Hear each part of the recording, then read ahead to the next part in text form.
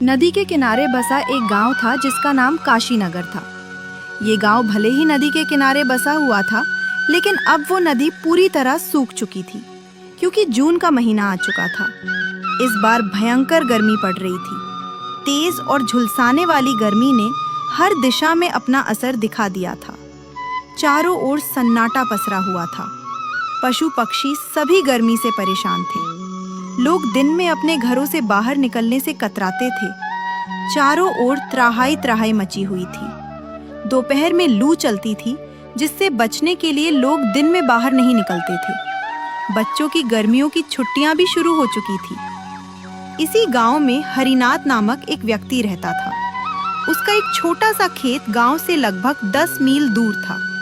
वो प्रतिदिन सुबह सवेरे खेत के लिए निकल जाता और शाम को थका हारा लौटता।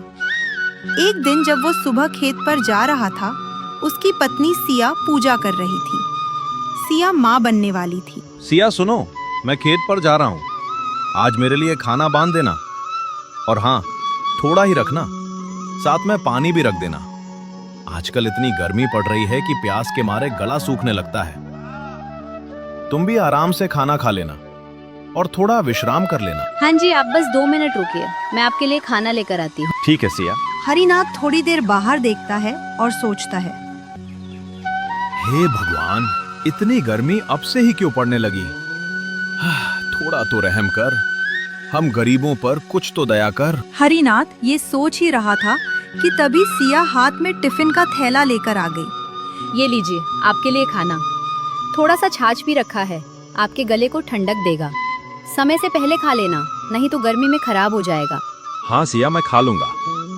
खेत के आसपास दूर दूर तक कोई पेड़ नहीं है। बहुत मुश्किल होती है ये। हाँ जी, आप बिल्कुल सही कह रहे हैं। मैं तो किसानों को धन्य मानती हूँ जो धूप में तप कर दिन रात मेहनत करते हैं, और लोग खाने की बर्बादी करते समय एक बार भी नहीं सोचते। अरे भाग्यवान, अब ज्यादा मत सोचो। अगर मैं अभी नहीं गया तो देर हो जाएगी और लौटते वक्त भी अंधेरा हो जाएगा। हाँ ठीक है, आप लौटते समय थोड़ा सा राशन भी लेते आना। भगवान की कसम, अभी मेरे पास ज्यादा पैसे नहीं हैं।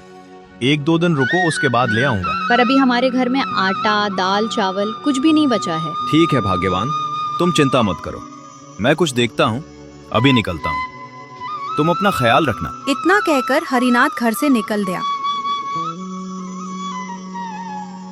हरिनाथ खेत पर पहुंच चुका था। धूप धीरे धीरे और तेज होता जा रहा था। खेत में ना तो पेड़ थे, ना ही कोई छाप। गर्मी ऐसी कि मिट्टी से भाप उठ रही थी। वह चुपचाप अपना औजार उठाकर काम में लग गया। थोड़ी देर बाद उसने आसमान की ओर देखा।